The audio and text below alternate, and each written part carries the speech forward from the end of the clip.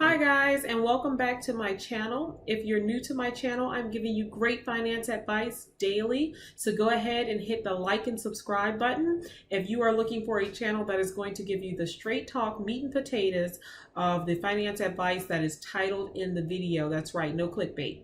So go ahead and hit like and subscribe and stay tuned.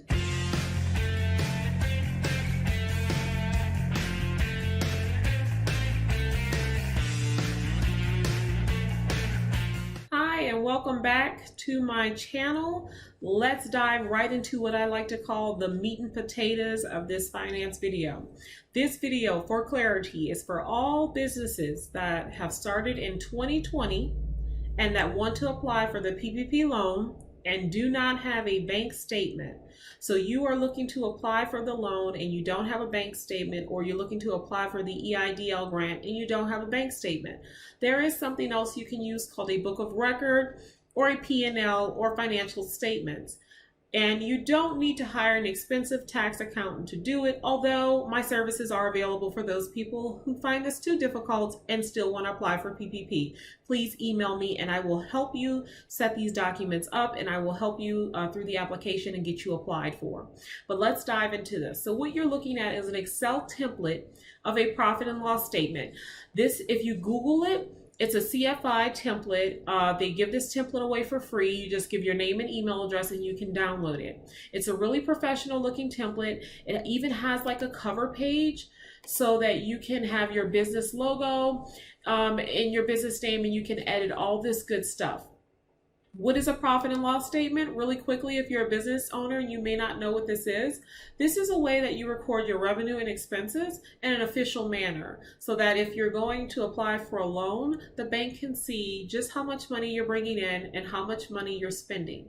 But for the purposes of the PPP loan, the bank only wants this for one thing. They just want to verify that you are in business. So this is one of the items you are going to need. You're going to create this profit and loss statement. You can edit and put your company's name here. And this is in the millions, but yours may be in the thousands. It may be in the hundreds. You can put whatever denomination you want as far as the numbers here.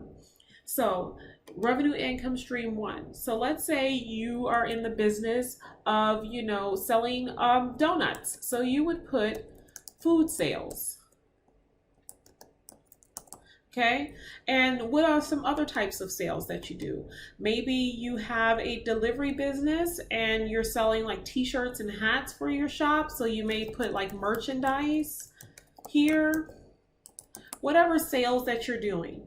If you're a 1099 Uber driver or you are a rideshare person, then what you're going to put here is just simply 1099 income Uber, or whatever your income source here goes here. So whether you're a company or you're just an Uber driver or rideshare, you're going to put that here. Then you're going to come over here. And so for the purposes of the PPP loan, they only want to see January and February financial statements.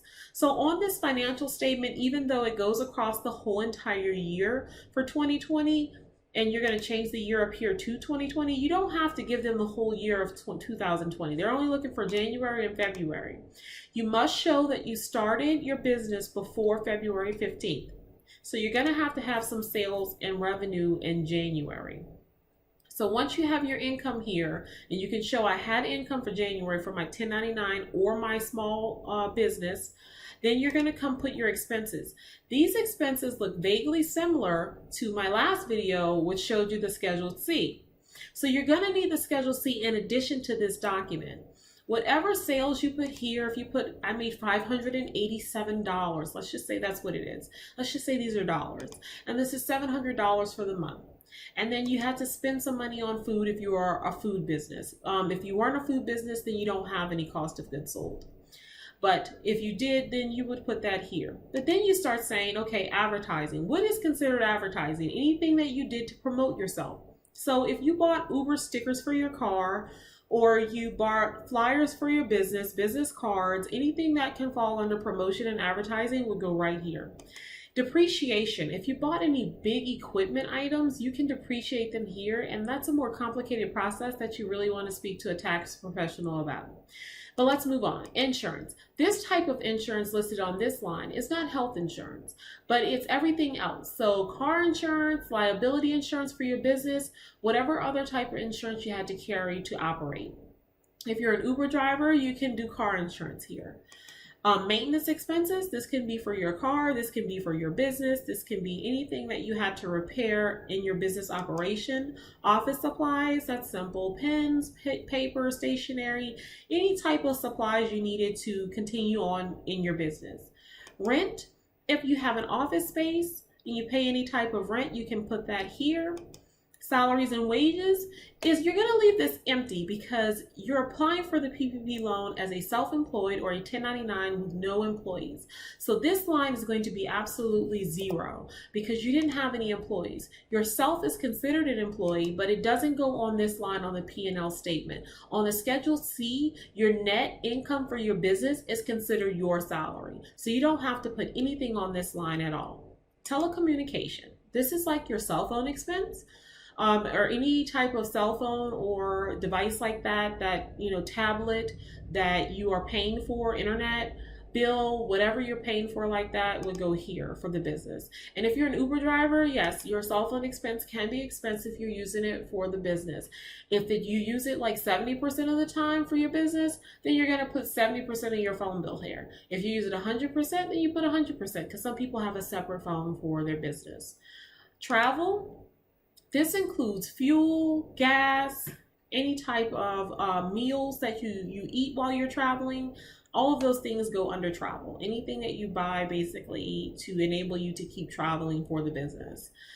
For utilities, it's going to be part of the utilities if you have a home office. So let's say you're 1099 or self-employed and you use a particular room in your house for business and you call that a home office. Well, some of your utilities can be contributed to the P&L statement and you basically do an estimate. How much do I use this home office and how much of its space is it taking up? And maybe it's only 40% of your utilities. You would put that expense here. If you had any other expenses, you would list them under other, or you can add lines and be more specific if they don't fall into these categories. Generally, I would like to label my expenses the same way that is on the Schedule C. Here's the Schedule C.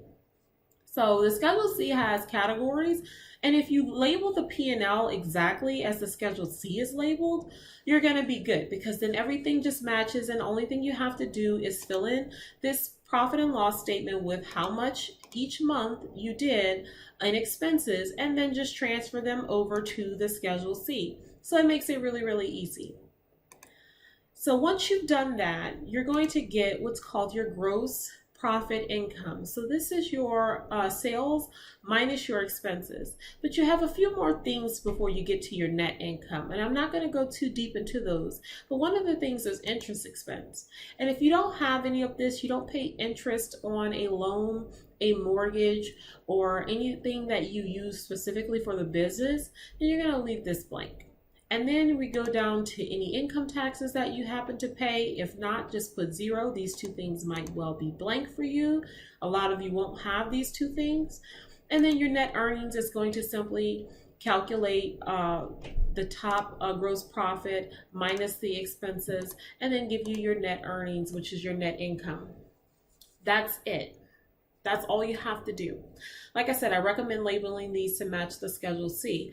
I did do a video prior to this that showed you how to fill out this Schedule C. If you didn't watch it and you need to know, just visit the video before this one. So go ahead and get your profit and loss statement ready. The only other thing that you're going to need if the bank asks for it is maybe some invoices or some receipts to show that you actually spent this stuff.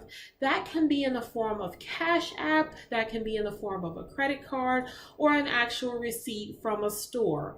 Just something to show some of the expenses. I would have those handy. I haven't had the bank ask for that information, but I would just have something handy just to show that, hey, some of this information can be backed up with whatever you have. But generally, they're just going to want your profit and loss statement and your Schedule C together. The profit and loss is taking the place of your bank account. And this is legitimizing to the bank that you actually have a company statement and you can move forward.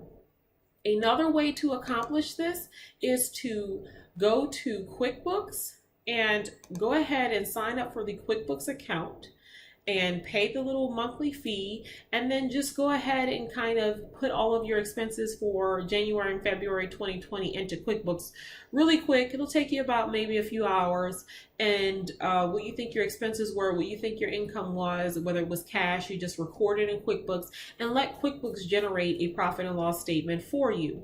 So either way kind of works. This is just the manual Excel way. It's a really professional template that you can customize with your own company logo, or you can do it, like I said, and pay a little more, get QuickBooks subscription, and then just put all of your expenses in for January and February of 2020, and then just print the report. So if you guys have any other questions, or are there any videos that you're specifically requesting, please comment below. I answer all comments. If you go back to my previous videos, I will reply to you almost right away. And you guys will catch me next time. Thank you, and don't forget to subscribe. Thanks.